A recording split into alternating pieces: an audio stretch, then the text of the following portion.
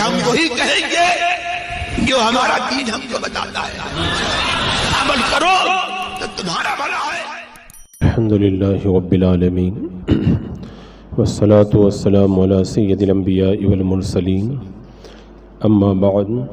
فاعوذ باللہ من الشیطان الرجیم، بسم اللہ الرحمن الرحیم۔ ان اللہ وملائکتہ یصلون علی النبی یا ایہا الذین آمنوا صلوا علیہ وسلموا تسلیما۔ اللہم صلی علی سیدنا وشفیعنا وحبیبنا ومولانا محمد وبارک وسلم صلاۃ وسلام علیک یا رسول اللہ صلی اللہ تعالی علیہ وسلم۔ وَلَقَدِ اسْتُهْزِئَ بِرُسُلٍ مِّن قَبْلِكَ فَحَاقَ بِالَّذِينَ سَخِرُوا مِنْهُمْ مَا كَانُوا بِهِ يَسْتَهْزِئُونَ، اور بے شک تم سے اگلے رسولوں کے ساتھ مذاق کیا گیا تو مذاق کرنے والوں کا مذاق انہی کو لے ڈوبا۔ پچھلی آیات کریمہ میں اس بات کا تذکرہ تھا کہ کفار جہنم کی آگ سے اپنے چہروں کو نہیں بچا پائیں گے، اپنی پیٹھوں کو نہیں بچا پائیں گے۔ اب اس آیت کریمہ میں یہ بتایا جا رہا ہے کہ یہ عذاب پانے والے لوگ کون ہیں، یعنی انبیاء کرام کا مذاق اڑانے والے لوگ یہ اس عذاب کے مستحق ہوں گے اور عذاب کو ٹال نہ سکیں گے۔ اور یہ آیت کریمہ ایک طرف تو آقا کریم صلی اللہ تعالیٰ علیہ وسلم کی تسلی کے لیے ہے کہ کفار جو مذاق اڑاتے تھے اللہ نے اپنے حبیب کی تسلی کا سامان فرمایا، دوسری طرف یہ آیت کریمہ قیامت تک کے مسلمانوں کے لیے تسلی کا سامان ہے۔ آج بھی آپ دیکھ لیں کفار و مشرکین مسلمانوں کے ساتھ میں کتنا ٹھٹا کرتے ہیں، کتنا مذاق بناتے ہیں، اور ابھی پچھلے چند سالوں سے تو یہ سلسلہ بڑھ گیا ہے کہ چند شرپسند کسی نہتے مسلمان کو گھیر کر کے اس سے شرکیہ باتیں کہلواتے ہیں، اور جو مسلمانوں کے جو سچے عقائد ہیں یا ان کا معبود برحق اللہ تبارک و تعالی ہے، ان کے بارے میں وہ نازیبہ کلمات مسلمانوں کی زبان سے نکلواتے ہیں۔ تو یہ جو بھی مذاق بنا رہے ہیں، ٹھٹا کر رہے ہیں، ہنسی کر رہے ہیں، تو ایک نہ ایک دن ایسا آئے گا کہ ان کا مذاق جو ہے یہ مذاق کرنے والوں کو لے ڈوبے گا۔ یہ قیامت تک کے مسلمانوں کو اللہ تبارک و تعالیٰ نے تسلی عطا فرمائی ہے اس آیت کریمہ کے اندر۔ اور اگر یہاں پہ جو یہ فرمایا گیا کہ اگلے رسولوں کے ساتھ بھی مذاق کیا گیا اور پھر بعد میں ان کا مذاق ان کو بھی لے ڈوبا، جیسے کفار پر طوفان نوح آیا جس سے جو ہے اللہ تبارک و تعالیٰ نے اہل ایمان کو بچا لیا اور جھوٹے بناوٹی بتوں کی پوجا کرنے والے بچ نہ سکے۔ قوم عاد اور قوم ثمود اور قوم ہود و لوط پر آسمانی عذاب آیا، وہ تباہ کیے گئے اور ان کے جھوٹے معبود ان کو کچھ بھی بچا نہیں سکے۔ قوم فرعون اور فرعون کے اوپر عذاب آیا، وہ دھرے کے دھرے رہ گئے جن کو وہ اپنا جھوٹا معبود بنا کر کے رکھے تھے۔ قوم یہود پر بخت نصر کے قتل اور قید و بند کا عذاب آیا، ان کو بھی کوئی دیوی دیوتا کوئی بچا نہ سکے، کوئی ان کے کام نہ آیا۔ تو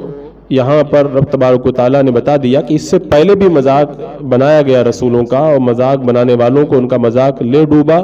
اور ان کے جھوٹے معبود ان کے کچھ بھی کام نہیں آئے۔ بتوں کی بے بسی اور بے چارگی کے تو سینکڑوں واقعات ہیں، یہ کفار اپنے بتوں کی امداد اور بچانے کی کوئی ایک آدھی مثال بھی نہیں دے سکتے، یعنی برباد ہوئے اور ان کے بتوں نے نہیں بچایا، اس کی ہزاروں مثالیں ہیں،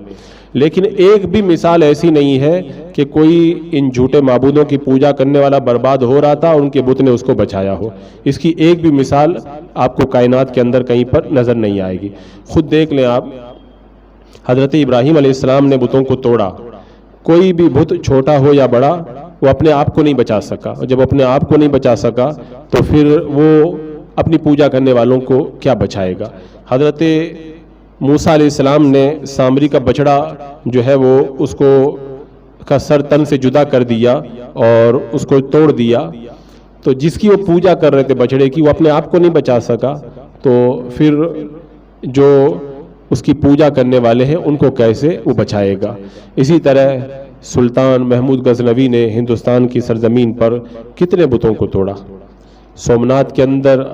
سینکڑوں بتوں کو توڑا، وہ اپنے آپ کو نہیں بچا سکے تو اپنے پجاریوں کی وہ حفاظت کا سامان کیسے کریں گے؟ تو اللہ تبارک و تعالیٰ نے ارشاد فرمایا کہ بے شک تم سے اگلے رسولوں کے ساتھ بھی مذاق کیا گیا تو مذاق کرنے والوں کا مذاق ان کو لے ڈوبا، اور فرمایا قل من یکلؤکم باللیل والنہار من الرحمن بل ہم عن ذکر ربہم معرضون، تم فرما دو رات دن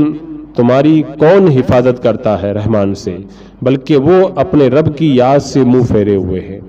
یعنی اللہ تبارک و تعالیٰ نے یہاں پہ یہ ارشاد فرمایا کہ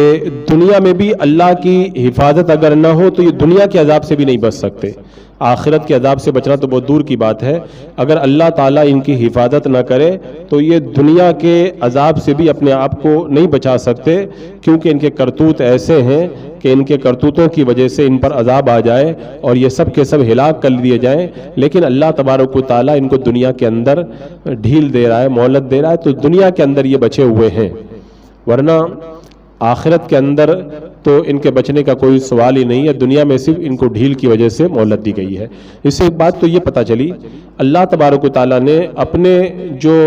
محبوب انبیاء کرام ہیں ان کے بارے میں بتایا کہ ان کو بھی ستایا گیا محبوب، تو اس سے یہ پتہ چلتا ہے کہ اللہ کے نیک اور پیارے مقبول بندوں کی زندگی کے حالات سننے سے دلوں کو چین اور سکون ملتا ہے۔ اللہ تعالیٰ نے اپنے حبیب کی تسلی کے لیے پچھلے انبیاء کرام کا ذکر فرمایا، تو لہذا اللہ والوں کا جب بندہ ذکر سنتا ہے تو اسے تسلی حاصل ہوتی ہے۔ خاص طور سے اللہ کے جن محبوب بندوں کو ستایا گیا، جب ان کی تاریخ ہم پڑھتے ہیں تو پھر ہمیں یہ سمجھ میں آتا ہے جب وہ اتنے نیک تھے، وہ آزمائشوں سے گزارے گئے، ان کے مراتب و درجات کو بلند کیا گیا، تو اگر ہم گنہگاروں کو اگر ستایا جا رہا ہے تو اس میں کیا، یہ تو ہمارے گناہوں کی سزا ہے یہ، تاکہ بندے کی جو ہے وہ تسلی کا سامان ہو سکے۔ اور ایک اور بڑی بات اس آیت کریمہ سے یہ بھی معلوم ہوئی کہ دنیا میں سب سے بڑا کفر جو ہے وہ انکار نبوت اور گستاخی رسالت ہے، کیونکہ جب خدا کا انکار قومیں کرتی رہیں، اللہ نے ان کو مہلت دی، عذاب فوراً ان کے اوپر نہیں آیا عموماً، لیکن جب کوئی اپنے نبی کی توہین پر اتر آیا تو اللہ تبارک و تعالیٰ نے ان قوموں کو عذاب کے اندر مبتلا کر دیا، ان کو ہلاک کر دیا، جیسا کہ اللہ تعالیٰ نے اس آیت کریمہ میں فرمایا کہ جب رسولوں کا مذاق بنایا گیا تو مذاق بنانے والوں کو ان کا مذاق لے ڈوبا۔ اس کا مطلب یہ ہوا کہ رسولوں کے ساتھ میں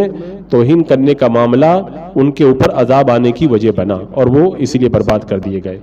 اور ایک بات یہ بھی اس سے سمجھ میں آئی، اللہ تعالیٰ نے کیا ارشاد فرمایا کہ تم فرماؤ کہ رات دن تمہیں کون بچاتا ہے رحمان سے، بلکہ وہ اپنے رب کی یاد سے منہ پھیرے ہوئے، یعنی آج بھی دنیا میں عذاب سے وہ لوگ بچے ہوئے ہیں۔ تو اس سے یہ پتہ چلا کہ دنیا کی نعمت، دنیا کا آرام، دنیا میں مصیبت سے بچنا یہ تو سب کے لیے ہے، یہ صرف مومن کے ساتھ میں خاص نہیں ہے۔ اللہ تعالیٰ کی رحمتیں دنیا میں ہر شخص کو ملتی ہیں، مسلمانوں کو بھی اللہ تعالیٰ عذاب سے بچاتا ہے، کافروں کو بھی کچھ ڈھیل دی جاتی ہے، دنیا میں ان کو بلاؤں مصیبتوں سے بچا دیا جاتا ہے، لیکن دونوں میں فرق ہے۔ اللہ تعالیٰ اپنے محبوبین کو بچاتا ہے، وہ اپنے ایمان والے بندوں کو بچاتا ہے، وہ ایک الگ چیز ہے۔ کافروں کو جو عذاب سے بچایا جاتا ہے تاکہ وہ کفر کے اندر ڈھیل پا کر کے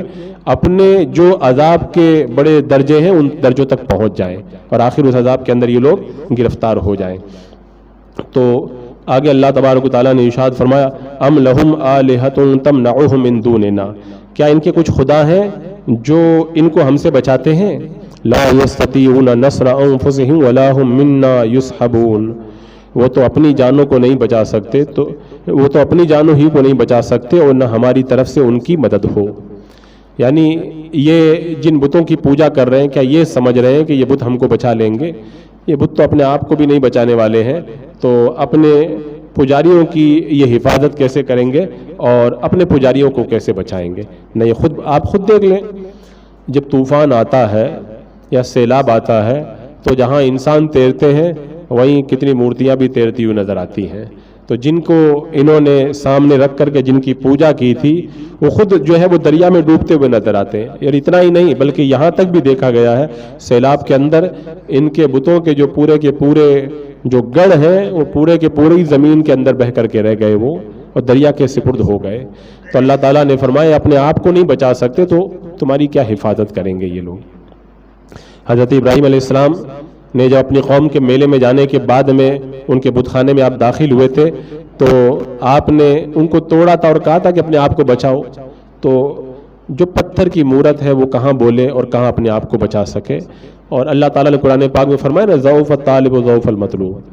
ان کا تو یہ حال ہے ان کے بتوں کا۔ اللہ تعالیٰ نے فرمایا کہ اگر مکھی بھی آ کر کے بیٹھ جائے تو یہ لوگ نہیں اڑا سکتے، مکھی اگر ان سے کچھ چھین کر کے لے جائے تو واپس مکھی سے بھی اپنی چیز واپس نہیں چھین سکتے۔ تو ایسا کیا معبود اور ایسا کیا جو ہے وہ معاذ اللہ خدا ہوگا جو مکھی سے اپنی چیز بھی نہ چھین سکے۔ تو جو پوجا کر رہا ہے وہ بھی بڑا کمزور اور جس کی پوجا کی جا رہی ہے وہ بھی بڑا کمزور۔ ضعف الطالب والمطلوب، اللہ تعالیٰ نے فرمایا دونوں کمزور ہیں، دونوں میں کوئی طاقت نہیں۔ طاقت والا قوت والا پروردگار ہے۔ اللہ تعالیٰ نے ان کی عقلوں کو جھنجھوڑ کر کے کہا کہ تم آؤ ایمان کی طرف آؤ، اور اللہ تعالیٰ تمہاری حفاظت کرتا ہے، اللہ پر ایمان لاؤ۔ اس کے بعد میں ارشاد فرمایا بل متعنا هؤلاء وآباءهم حتى طال عليهم العمر افلا يرون ان نأتي الارض ننقصها من اطرافها افهم الغالبون، بلکہ ہم نے ان کو اور ان کے باپ دادا کو برتاوا دیا، یعنی دنیا میں برتنے کا سامان دیا، یہاں تک کہ زندگی ان پر لمبی ہو گئی، تو کیا نہیں دیکھتے کہ ہم زمین کو ان کے کناروں سے گھٹاتے آ رہے ہیں، تو کیا یہ غالب ہوں گے؟ اس آیت کریمہ میں اللہ تبارک و تعالیٰ نے ان کے عقلوں کو ایک اور چیز جھنجھوڑنے کے لیے عطا فرمائی کہ دنیا کی چند گھڑیوں کے لیے ہم نے ان کو نفع اٹھانے کے لیے سامان دے دیا، تو یہ اترا گئے عیش کے اندر، ایسے مست ہو گئے کہ ہمارے پاس تو یہ ہے، ہمارے پاس عہدہ ہے، ہمارے پاس میں تو بڑی دولت ہے، ہمارا بڑا لمبا چوڑا کاروبار ہے، ہماری عزت ہے، کرسی، ہماری تو حکومت ہے، ہم جس کو چاہیں جیسے چاہیں نچا دیں، جس کو چاہیں جیسے چاہیں ستا دیں، اور جو چاہیں جس کو چاہیں ہم اٹھا لیں اور دے دیں۔ تو یہ دنیا کی تھوڑی سی جو یہ دولت یا جو برتاوا برتنے کا سامان ہے، اللہ تعالیٰ فرماتا ہم نے ان کو بھی دیا ہے، ان کے باپ دادا کو بھی دیا تھا، تو یہ زندگی لمبی ہو گئی تو اسی پر اترا گئے۔ اور کافر کو آپ دیکھیں، وہ اپنی زندگی کے عیش و عشرت کے سامان کے اندر بالکل مگن اور مست رہتا ہے، وہ سمجھتا ہے جو کچھ ہے وہ سب کچھ جو ہے وہ بس یہی ہے، اور موت سے بہت زیادہ ڈرتا ہے، اس کو پتہ مر جاؤں گا تو یہ سارا آرام میرا چھوٹ جائے گا، اور پھر جو یہ آرام کا سامان ہے وہ میں برت نہیں پاؤں گا۔ تو اللہ تعالیٰ نے فرمایا کہ افلا یرونا، کیا وہ نہیں دیکھتے کہ ہم زمین کو ان کے کناروں سے گھٹاتے آ رہے ہیں۔ دھیرے دھیرے کافروں کی زمینیں کم ہوتی گئی، مسلمان مکہ سے نکل کر مدینہ میں آئے اور مدینہ سے پوری دنیا میں پھیل گئے۔ مسلمانوں کی صفیں مسجد نبوی سے شروع ہوئی تھی، آج وہ صفیں اتنی لمبی ہو گئی ہیں پوری دنیا کے کناروں تک وہ صفیں پہنچ چکی ہیں وہ، اور اللہ تعالیٰ نے فرمایا ہم ان کی زمین کو گھٹاتے ہوئے آ رہے ہیں، تو کیا فرمایا کہ یہ لوگ غالب ہوں گے؟ بلکہ غالب مسلمان ہی ہوئے۔ صرف مدینہ منورہ میں مسلمان تھے، آج پوری دنیا کے گوشے گوشے میں مسلمان پھیلے ہوئے ہیں۔ حضرت عبداللہ ابن عباس رضی اللہ تعالیٰ عنہ فرماتے ہیں کفار مکہ نے اسلام اور نبی کریم صلی اللہ تعالیٰ علیہ وسلم کا مقابلہ کیا اور انکار کیا تو 7 نقصان کیا، اپنا 7 نقصان کیا۔ پہلا نقصان یہ ہوا کہ ان کے شہر فتح ہو گئے، مسلمانوں کے ہاتھوں میں چلے گئے۔ دوسرا نقصان یہ ہوا کہ ان کے اہل اور اولاد کا نقصان ہوا کہ پیدائش کم ہو گئی، موت زیادہ ہوئی۔ تو آج بھی آپ دیکھ لیں مسلمان پوری دنیا کے اندر کفار سے جو ہے وہ تعداد کے اندر بڑے ہوئے نظر آتے ہیں۔ تیسرا نقصان یہ ہوا مال میں برکت کا فقدان ہو گیا، ان کے مال میں برکتیں باقی نہیں رہی۔ اب کوئی یہ نہ سوچے کہ تو بڑے مالدار ہیں، اس کا بھی جواب ہے انشاءاللہ موقع پہ بتاؤں گا میں۔